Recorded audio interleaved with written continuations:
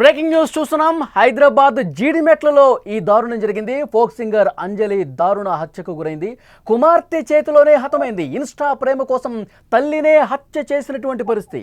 8 నెలల క్రితమే నల్గొండకు చెందిన శివతో పరిచయం ఏర్పడింది. 10వ తరగతికే ప్రేమ ఏంటి అంటూ తల్లి మందలించడంతో వారం క్రితం శివతో బాలిక వెళ్ళిపోయింది. 3 రోజుల క్రితమే మళ్ళీ ఇంటికి తిరిగి వచ్చింది. తల్లి అడ్డు తొలగించుకోవాలి, నేను ప్రియుడితో సుఖంగా ఉండాలి అంటే తల్లి అడ్డు తొలగిస్తేనే ఇది సాధ్యమవుతుందని భావించి ప్రియుడి సోదరుడితో కలిసి దారుణంగా హత్య చేసినటువంటి పరిస్థితి. అంజలి చాకలి ఐలమ్మ ముని మనోరాలుగా తెలుస్తోంది. అంజలి ఫోక్ సింగర్, ఉద్యమ పాటలు పాడుతున్నటువంటి నేపథ్యం కూడా ఉంది. జీడిమెట్లో దారుణానికి సంబంధించిన వార్త మనం చూస్తున్నాం. ప్రముఖ ఉద్యమ గాయని ఫోక్ సింగర్ అంజలి సొంత కూతురు చేతిలోనే దారుణంగా హత్యకు గురైనటువంటి పరిస్థితి ఉంది. ప్రియుడితో కలిసి తల్లిని చంపేసింది. 10వ తరగతి చదువుతున్న ఈ బాలిక ఈ దారుణానికి ఒడిగట్టడం నివ్వెరపరుస్తున్నటువంటి పరిస్థితి ఉంది. అంటే ముగ్గురు కూడా మైనర్లు. తల్లి అంజలిని చంపిన వాళ్ళలో కూతురు మైనరే, ఆ ప్రియుడు ఎవరైతే ఉన్నారో అతను మైనరే, అతనికి సహకరించిన ప్రియుడి బ్రదర్, ముగ్గురు కూడా మైనర్లే ఇంత దారుణానికి, హత్య చేసి చంపేంతటువంటి దారుణానికి ఒడిగట్టిన పరిస్థితుంది. అంటే మైనర్ల మెంటాలిటీ ఏ విధంగా ఉంది, వాళ్ళు సైకలాజికల్గా ఏంటి వాళ్ళ ప్రవర్తన, దీని గురించి మనం కొంత లోతుగా డిస్కస్ చేసే ప్రయత్నం చేద్దాం. లైవ్లో జాయిన్ అయ్యారు ప్రముఖ సైకాలజిస్ట్ వీరేంద్ర గారు, వారితో మాట్లాడదాం. వీరేంద్ర గారు నమస్కారం సార్. నమస్కారం. వీరేంద్ర గారు, మనం ప్రతిరోజు వార్తలు చూస్తూ ఉంటాం, వింటూ ఉంటాం. రోజు రోజుకి అంటే సభ్య సమాజం తలదించుకునే ఘటనలు రోజు మనం చూస్తూనే ఉన్నాం. ఇవాళ ఇంకొక కొత్త వార్త, ఇప్పుడు నేను చెప్పింది, నేను లైవ్లో చదివింది మీరు కూడా వినే ఉంటారు. 10వ తరగతి సార్, మైనర్ కన్న కూతురే తల్లిని దారుణంగా ఒక సుత్తితో తీసుకొని, ఒక ఆయుధం తీసుకొని తల మీద మోది పీకతో కత్తితో కోసి, అంటే కనిపించినటువంటి ఆ ప్రేమ కూడా ఏమైపోయిందో అర్థం కాని పరిస్థితి. ఎలా చూస్తారు సార్ ఆ మైనర్ల మెంటాలిటీని, మీరు ఎట్లా చెప్తారు? అంటే ఇప్పుడు ఇట్లాంటి హత్యలు చేసే లక్షణం ఉన్న వాళ్ళ స్టేట్ ఆఫ్ మైండ్ ఆల్రెడీ వాళ్ళకి మెంటల్ హెల్త్ ఇష్యూ ఉంటదండి.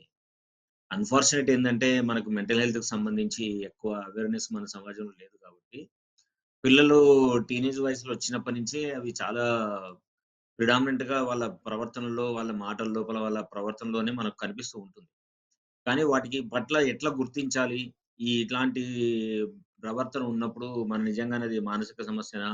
లేదు ఏంది ఏజ్ ఎ పీరియడ్ ఫేజ్ టీనేజ్‌లో ఒక ఫేజ్ అనుకోని చాలామంది ఇగ్నోర్ చేస్తుంటారు. సో, ఆ ఇగ్నోరెన్స్‌లో భాగంగానే ఐ థింక్ ఈ అమ్మాయి వాళ్ళ తల్లిని చంపించుండొచ్చు. అయితే ఇప్పుడు తల్లిని చంపే కంటే ముందు వాళ్ళ ఫ్యామిలీ స్టేట్ ఆఫ్ సిట్యుయేషన్ ఏందో మనకు తెలీదు. మేజర్‌గా ఇట్లాంటి సంఘటనలు ఎప్పుడు జరుగుతాయంటే ఆహ్, టీనేజర్‌కి మెంటల్ హెల్త్ ఇష్యూ గ్యారంటీ‌గా ఉండి ఉంటది. రెండోదేంటంటే ఫ్యామిలీ నేచర్ ఎట్లా ఉందో మనకు తెలీదు.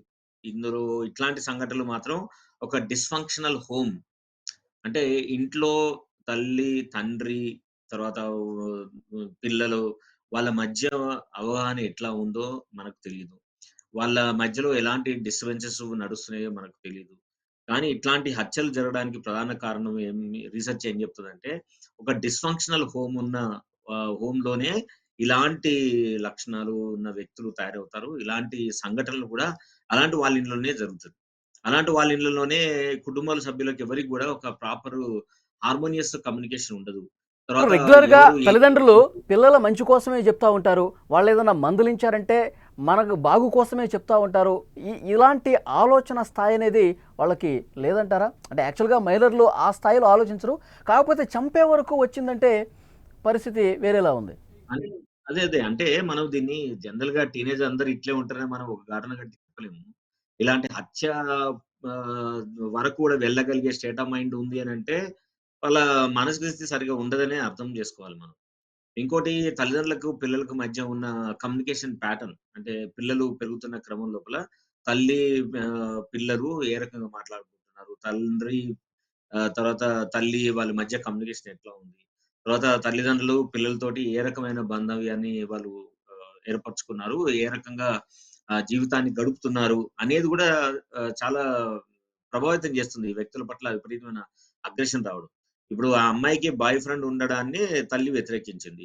సో, ఈ బాయ్ ఫ్రెండ్ ఉండడాన్ని తల్లి వ్యతిరేకించిన దాన్ని ఈ అమ్మాయి ఎట్ట తీసుకుంది? ఇది నా జీవితానికి ఓ పెద్ద థ్రెట్ లాగా భావించింది.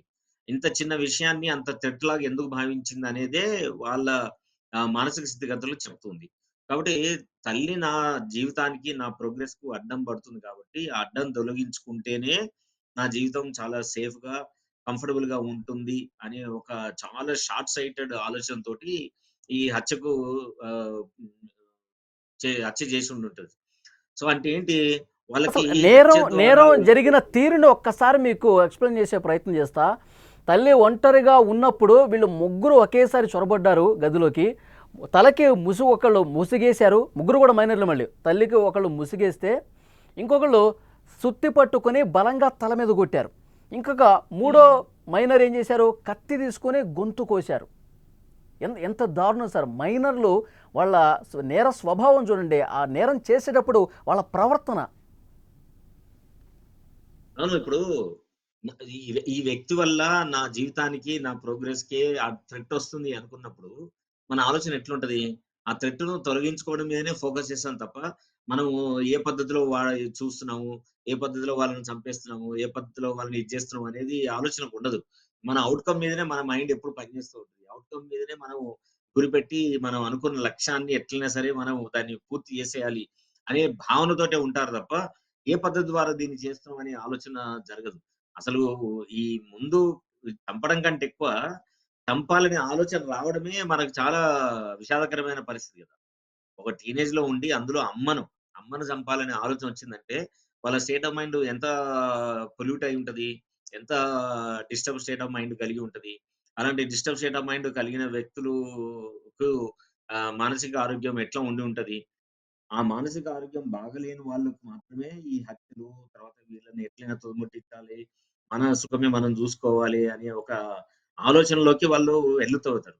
ఈ ఎళ్ళడానికి ముందు ఏంటి చెప్పారు మేజర్‌గా వాళ్ళ మైండ్ పూర్తిగా ఏ స్థాయిలో పొల్యూట్ అయిపోయిందన్నారు. అంటే పొల్యూట్ కావటానికి దారి తీసినటువంటి పరిస్థితులు ఏమై ఉండొచ్చంటారు? ఆ ప్రభావం. సార్ దీనికి ఒక 4, 5 కారణాలు నేను రాసాను. ఒకటి ఫ్యామిలీ డిస్‌ఫంక్షన్ ఉంటది. అండ్ ఫ్యామిలీ లోపల కాన్‌ఫ్లిక్ట్స్ ఉండొచ్చు. రెండోది పీర్ ఇన్‌ఫ్లూయన్స్. తర్వాత ఇలాంటి సంఘటనలు జరిగినప్పుడు సమాజంలో రకరకాల వ్యక్తులు రకరకాలుగా రెస్పాండ్ అయ్యుంటారు. సో, అట్లాంటి ఆ సమాజంలోంచి కొన్ని లెర్నింగ్ అంటాం. సోషల్ లెర్నింగ్ అంటాం. తర్వాత emotional and psychological factors. So, ఆ సైకలాజికల్ ఫ్యాక్టర్స్‌లో ఏముండొచ్చు? ఆల్రెడీ వీళ్ళకి మెంటల్ హెల్త్ ఇష్యూ ఉండొచ్చు. తర్వాత ఏంటి ప్లానింగ్ అంటే ఇది ఎట్లా మనం ఈ అడ్డును మనం ఎట్లా తొలగించుకోవాలి అనే ఆలోచన వచ్చినప్పుడు ఈ ముగ్గురే ఉండొచ్చు. ఇంకొక నలుగురు గూడా ఎవరైనా వీళ్ళకి యాడ్ అయ్యి ఉండొచ్చు. తర్వాత మన యూట్యూబ్‌లో రెడీగా ఉంటాయి. ఎట్లాగో ఏం చేయొచ్చు అనేది గతంలో జరిగిన ఎన్నో సంఘటనలుంటాయి. సో, దాని ద్వారా అది గూడా ఒక గ్రూప్‌గా ఫార్మ్ అయ్యి, ఆ గ్రూప్ డైనమిక్స్‌ని డిసైడ్ చేయడం. తర్వాత ఈ సొసైటీలో ఎన్వైర్న్మెంట్ స్ట్రెసర్స్ వల్ల గూడా ఎక్కువ జరగొచ్చు. అంటే too much of volumes exposure కావడం గావచ్చు. లేదు ఇలాంటి సంఘాలు జరిగినప్పుడు వయలెన్స్ ఏం జేశారు? అవతల వ్యక్తులు తల్లిదండ్రుల మీద ఎట్లా అటాక్ జేశారు? వద్దన్న వాళ్ళ పట్ల వాళ్ళు ఎట్లా ప్రవర్తించారు? అనే విషయాల గురించి పదే పదే యూట్యూబ్‌లో గానియండి, లేదు ఇన్ఫర్మేషన్ గాని చూస్తున్నారనుకోండి. ఇవన్నీ గూడా టీనేజర్ కూతురు వయస్సు మీద ప్రియుడితో చాలా పరిచయం ప్రభావం కూడా చూపేకి అవకాశం ఉంటది. ఇన్‌స్టాగ్రామ్ వేదికగా జరిగిందంట సార్. ఇన్‌స్టాగ్రామ్ వేదికగా వాళ్ళు కనెక్ట్ అయ్యారంట. అంటే సోషల్ అవును. మీడియా ప్రభావం ఏ స్థాయిలో ఉందో మనకు అర్థమవుతుంది. ప్రస్తుతం సోషల్ మీడియా అంటే ఇప్పుడు ఓటీటీ కంటెంట్స్ కూడా మనం చూస్తా ఉన్నాం. అన్నీ బూత్ సినిమాలు ఎక్కువ వస్తుంటాయి. వయలెన్స్ ఎక్కువ, హింసను ప్రేరేపించే సినిమాలు ఎక్కువ వస్తా ఉంటాయి. సో ఇవన్నీ కూడా యువతని పెడదారి పట్టించే పరిస్థితే కనిపిస్తుందంటారా? సరే. నో. నో. ఓటీటీలు వీటికంటే ముందు మన సినిమాలే గొప్పగున్నాయండి. మన సినిమాలు చాలా చాలా ప్రభావం చూపిస్తాయి. ఎట్లా చూపిస్తాయి? ప్రేమ కోసం ఏమైనా చేయొచ్చు, ఎంతమందినైనా చంపొచ్చు అనేది ఇప్పటికి మనం కొన్ని వేల సినిమాలు చూసినాం. సినిమాలేవి ఉన్నాయా? ఇప్పుడు మన ఈ పెద్ద పెద్ద హీరోల సినిమాలు చూడండి. చావడం ఎంత ఈజీగా చూపిస్తారండి. ఈ 'ప్రభాస్' సినిమాలు చూడండి, 'జూనియర్ ఎన్టీఆర్' సినిమాలు చూడండి, లేదు మన 'బాలకృష్ణ' సినిమాలు చూడండి. కనీసం ఒక 100 మందినైనా చంపుతారు మన హీరోలు. మన 'అల్లు అర్జున్' సినిమాలు చూడండి. ఏ ఏ సినిమా హీరోలు చూసినా గాని వాళ్ళ ముఖ్య లక్ష్యం ఏంటి? థియేటర్‌కెళ్ళిన 2:30 గంటల సేపు సేపు ప్రతీకారం, కక్ష, పగ, హత్య ఇవే గదా! మనం చూసేదన్నీ గూడా.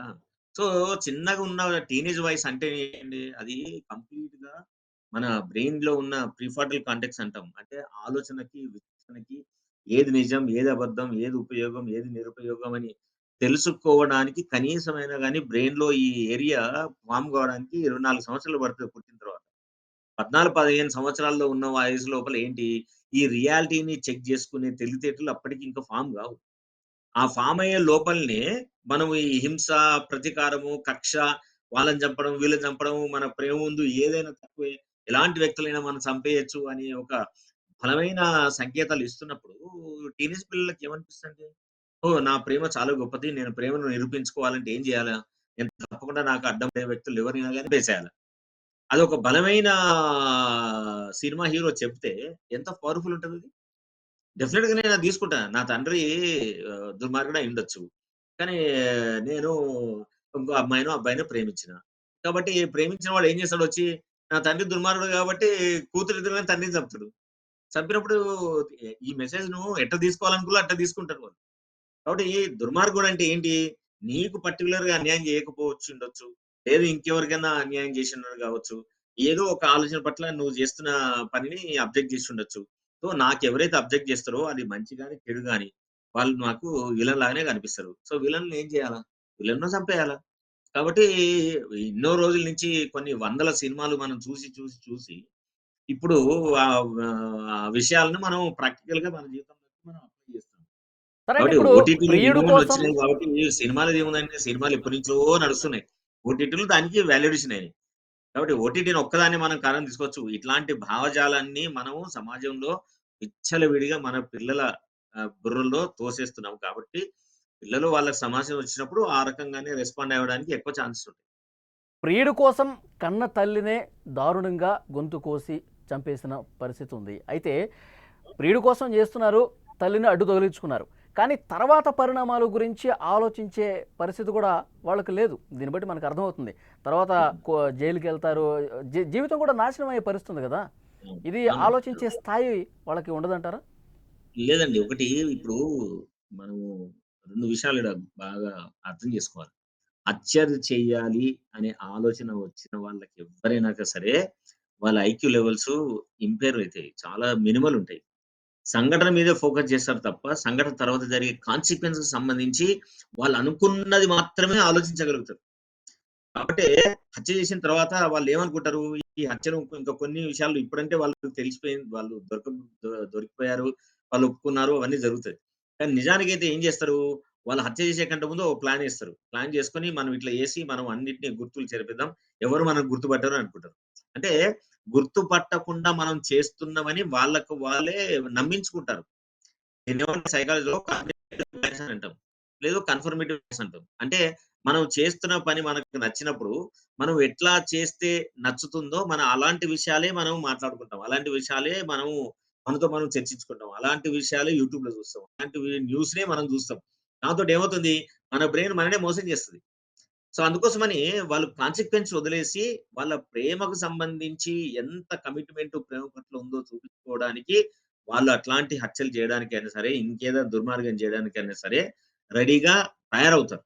ఎలాంటి వాళ్ళు ఈ మధ్య తయారవుతారు? కాలంలో మనం ఎక్కువ ప్రేమతో చూస్తున్నాం చాలా సార్. గొప్పగున్నోళ్ళని ఎందుకంటే గాదు. మేఘాలయ బ్రెయిన్‌లో ఆల్రెడీ వాళ్ళ మానసిక సమస్య సైకో పాథాలజీ ఉంటది. అలాంటి పాథాలజీ ఉన్న వాళ్ళు మాత్రం ఇలాంటి హత్యలు చేస్తే ఏం కాదు అనే విషయాన్ని ప్రగాఢంగా నమ్మి, ఆ పనులు చేస్తారు వాళ్ళు.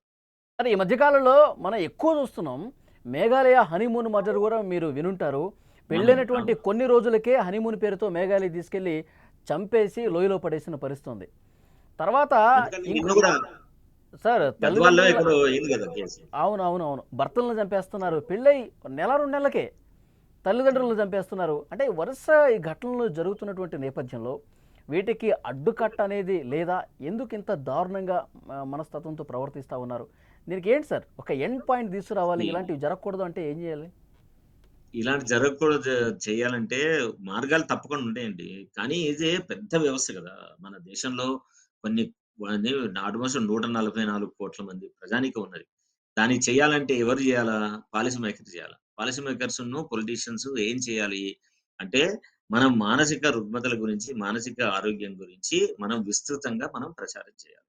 చెయ్యాలి. అట్లాగే దానికి మానసిక ఆరోగ్యం బావుందా లేదా టెస్ట్ చేసుకోవడానికి కావాల్సిన అన్ని ఏమంటారు ఫెసిలిటీస్‌ని మనం ఎస్టాబ్లిష్ చేయాలి. అవి చేయడానికి ప్రభుత్వాలు దే ఆర్ నాట్ సీరియస్. మనం రాకెట్లు పంపడానికి ఇష్టపడతాం. మనము కొన్ని వందల కోట్ల రూపాయలు మనం ఏంది పబ్లిక్ ఫంక్షన్‌లు చేయడానికి ఇష్టపడతాం. కానీ నిజంగానే మనిషికి ఏదైతే ఉపయోగపడుతుందో, మనం అలాంటి పనులు చేయడానికి ప్రభుత్వాలకి ఆలోచన ఉండదు. ఇది మన పొలిటీషియన్‌లు కావచ్చు, లేదు ఈవెన్ పాలిసీలో ఉన్న ఐఏఎస్ ఆఫీసర్‌లయినా గాని, వీళ్ళు దీని పట్ల నిజంగానే చిత్తశుద్ధితో ఉంటే ఎంతసేపండి it's very easy to organise. ఇప్పుడు టీనేజ్ పిల్లలందరూ ఎక్కడ దొరుకుతారండి? మెజారిటీ ఆఫ్ ద టీనేజ్ పిల్లలు స్కూల్‌లో దొరుకుతారు. స్కూల్‌లో వచ్చే ప్రతి స్టూడెంట్ యొక్క హెల్త్ ప్రొఫైల్ అంటే ఫిజికల్ హెల్త్, సైకలాజికల్ హెల్త్‌ని మనం ప్రొఫైల్ చేయొచ్చు. అలాగే ఫ్యామిలీ హెల్త్ ప్రొఫైల్ కూడా మన స్కూల్‌లోనే ఎస్టాబ్లిష్ అయితది. ఇప్పుడు 90% ఆఫ్ ద చిల్డ్రన్ గ్యారంటీ స్కూల్‌కి పోతారు. లేదా అడల్ట్ అయితే కాలేజ్‌కెళ్తారు. సో, ప్రతి ఇన్‌స్టిట్యూషన్‌లో ఉన్న ప్రతి స్టూడెంట్ యొక్క ఫ్యామిలీ హెల్త్ ప్రొఫైలు, అది psychological as well as the physical, అలాగే పేరెంట్స్‌ది మొత్తం ఫైల్ చేసి పెట్టామనుకోండి. వాళ్ళు మనకు చిన్నప్పుడే దొరికిపోతది. వాళ్ళకు ఏమి మెంటల్ హెల్త్ ఇష్యూస్ ఉన్నాయో. సో, మెంటల్ హెల్త్ ఇష్యూ ఉన్నప్పుడు డెఫినిట్‌గా దాన్ని ట్రీట్ చేసామనుకోండి. అది అప్పుడే సమస్య పోతది. వాళ్ళు ఆరోగ్యంగా వాళ్ళ జీవితాన్ని గాని, సమాజానికి గాని, వాళ్ళ కుటుంబానికి గాని ఏ నష్టం రాకుండా వాళ్ళ జీవితాన్ని నడిపించుకోవడానికి ఎక్కువ అవకాశం ఉంటుంది. బట్ ఈ కైండ్ ఆఫ్ థాట్ మన ప్రభుత్వాలు చేయకపోవడం చాలా శోచనీయం. మనము మ ప్రపంచంలోనే ఫోర్త్ బిగ్గెస్ట్ ఎకానమీ అని మనం జబ్బలు జరుచుకుంటాం. గొప్ప దేశం అని మనం చెప్పుకుంటాం. కానీ గొప్ప దేశం అంటే ఎప్పుడండి అంటే దేశంలో ఉన్న ప్రజలు సంతోషంగా ఉండగలగడం. మంచి ఆలోచనతో కలిగి ఉండడం. మంచి బాల్యాన్ని మనం ఇవ్వగలగడం. ఈ 3 డైమెన్షన్స్ లోపల మనం ఆలోచించి, ప్రజలకి ఏం గావాలి? ప్రజలకి ఏం చేస్తే మన సమాజం శాంతియుతంగా ఉంటుందో అని ఆలోచించగలిగితే, తప్పకుండా మనం ఇదేంది దాన్ని ప్రివెన్షన్ జేయొచ్చు. ఈ హత్యలు పిల్లలు టీనేజ్ లెవెల్‌లో ఉన్నవాళ్ళు హత్యలు జేయకుండా తప్పకుండా ఆపగలిగే విషయమే తప్ప, ఆపలేనిది విషయం కాదు. ఇది కేవలం మన ప్రభుత్వాలు దీని పట్ల నిర్లక్ష్యం ఉండడం వల్లనే ఇది జరుగుతుంది. Thank you very much Virendra గారు, మంచి ఇన్ఫర్మేషన్ అందించారు. అది వాళ్ళ పిల్లల్లో చిన్నప్పటి నుంచే స్కూల్ స్థాయిలోనే వాళ్ళ మెంటల్ హెల్త్ అనేది సరి చేయాల్సినటువంటి అవసరం ఉంది. తల్లిదండ్రులు చిన్నప్పటి నుంచి పిల్లల పట్ల వాళ్ళు ఏ విధంగా ఉంటున్నారు, వాళ్ళు ఏం చూస్తున్నారు, ఏం చేస్తున్నారు ఒక గంట కనిపెట్టాలి. సో తల్లిదండ్రుల పెంపకంతో పాటు స్కూల్ స్థాయిలోనే దీన్ని కొంత జాగ్రత్తగా పరిశీలించాల్సినటువంటి అవసరం ఉందని చెప్పి తెలుస్తోంది.